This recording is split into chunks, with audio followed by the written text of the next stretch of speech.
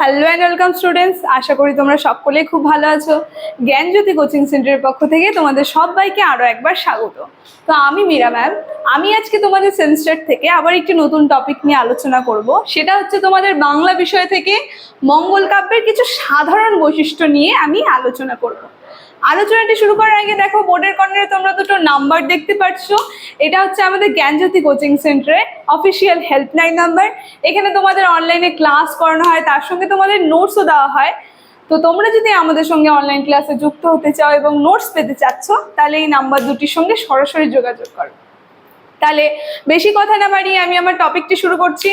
প্রথমেই বললাম আজকে আমি তোমাদের সঙ্গে যেটি নিয়ে আলোচনা করব সেটা হচ্ছে মঙ্গল কাব্যের কিছু সাধারণ বৈশিষ্ট্য নিয়ে আমি আলোচনা করব।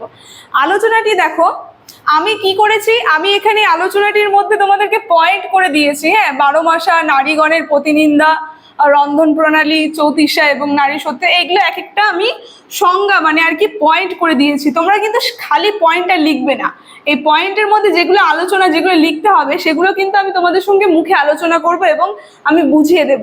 তো আমি যখন মুখে আলোচনা করব এবং বুঝিয়ে দেবো, তোমরা একটু খাতাটা বের করে লিখে নিবে জিনিসগুলো, ঠিক আছে? এরকম কিন্তু পয়েন্ট অনুযায়ী লিখলে পরে কিন্তু তোমরা নাম্বার পাবে না, ওর ভিতরে বিষয়বস্তুটাও তোমাদের লিখতে হবে। তো বিষয়বস্তুটাই বোঝাবো আমি এবং তোমাদেরকে মুখে বলবো, তোমরা সেটা একটু লিখে নেবে, ঠিক আছে? দেখো, প্রথমেই বললাম মঙ্গল কাব্যের সাধারণ কিছু বৈশিষ্ট্য সম্পর্কে আজকে তোমাদের সঙ্গে আলোচনা করব। তো এর আগের ভিডিওতে আমি মঙ্গল কাব্য কি এবং মঙ্গল কাব্য কি করে গঠন হয়েছিল এবং মঙ্গল কাব্য জিনিসটা কি সেটা সম্পর্কে কিন্তু আমি নিখুঁতভাবে আলোচনা করেছি। তো তাই আমি আজকে সেটা নিয়ে আলোচনা করব না, আজকে আমি ডাইরেক্ট বৈশিষ্ট্যতে চলে যাব। দেখো, প্রথম যে আমি পয়েন্টটা করেছি সেটা দিয়েছি 12 মাসা 12 মাসি।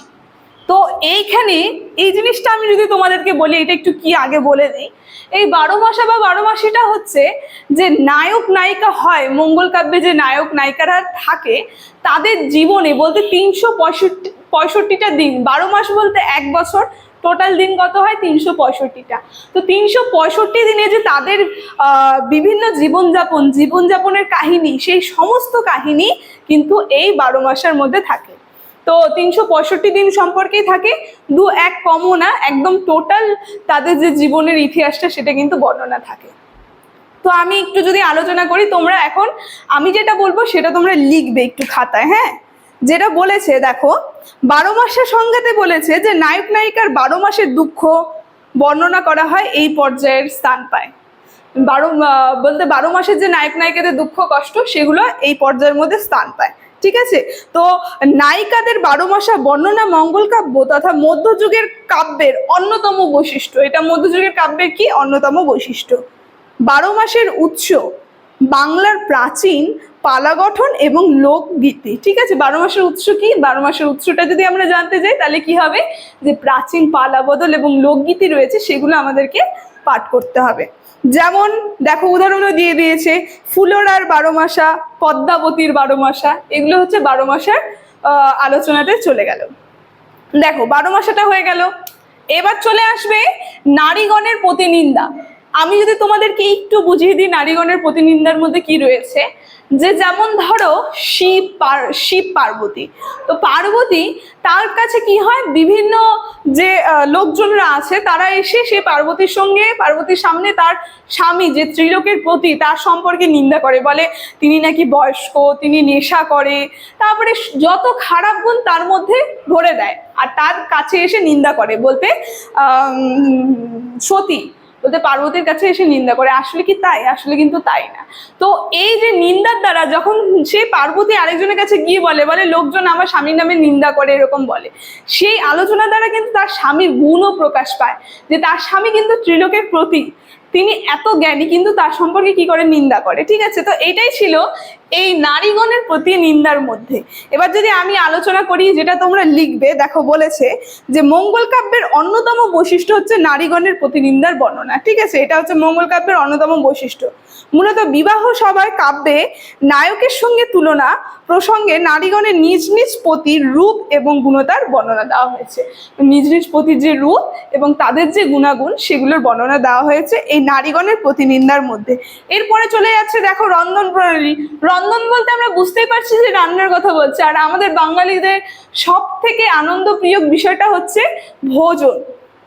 তো বিভিন্ন কি কি রান্না হয়েছিল এবং কি কি খাওয়া হতো, রান্না করা হতো, কি কি মানুষের পছন্দ ছিল, সেই সম্পর্কে কিন্তু এই রন্ধন প্রণালীতে আলোচনা করা হয়েছে। সংজ্ঞাটা যদি আমি তোমাদেরকে আরেকটু বলি, তোমরা যেটা লিখবে লেখো যে মঙ্গল কাব্যের একটি বাস্তবনিষ্ঠ দিক হলো এই রন্ধন প্রণালী, ঠিক আছে।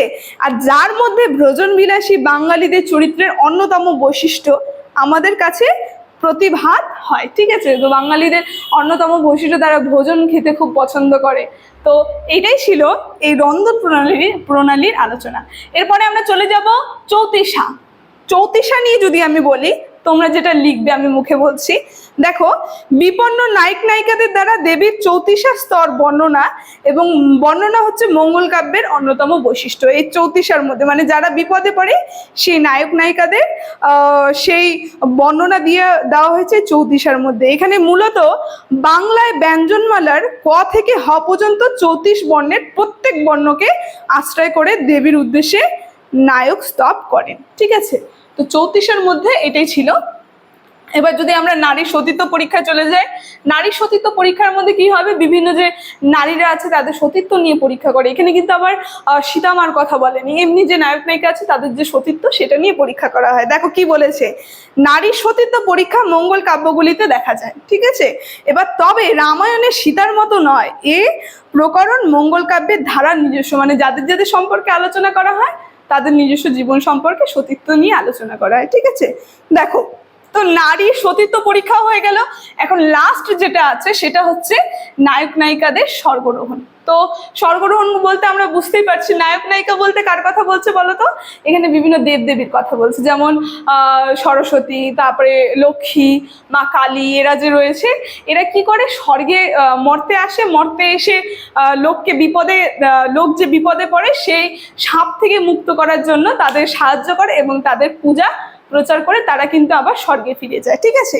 এটা ছিল নায়ক নায়িকাদের স্বর্গারোহণ। তো এর মধ্যে যদি তোমরা লেখো, প্রত্যেক মঙ্গল কাব্যে নায়ক নায়িকাদের স্বর্গাচ্যুত দেবদেবী, ঠিক আছে, ওই যে দেবদেবী স্বর্গে যারা রয়েছে যে দেবদেবী, তাদের সম্পর্কে এর মধ্যে আলোচনা করা হয়। তো কারণ পূজা প্রচারের জন্য তারা মর্তে আসে এবং পূজা প্রচারের পর তারা কি হয়, স্বর্গে ফিরে যায়। তো এই বিষয়বস্তু এই মঙ্গল কাব্যের মধ্যে ধরা পড়ে থাকে। তো এই যে নায়ক নায়িকাদের স্বর্গারোহণটাও আমরা বুঝলাম। তো আশা করি তোমরা বুঝতে পেরেছো। ভিডিওর আলোচনাটি আমি এখানেই শেষ করছি। ভিডিওটি যদি তোমাদের ভালো লেগে থাকে অবশ্যই like, comment, share and subscribe. Thank you.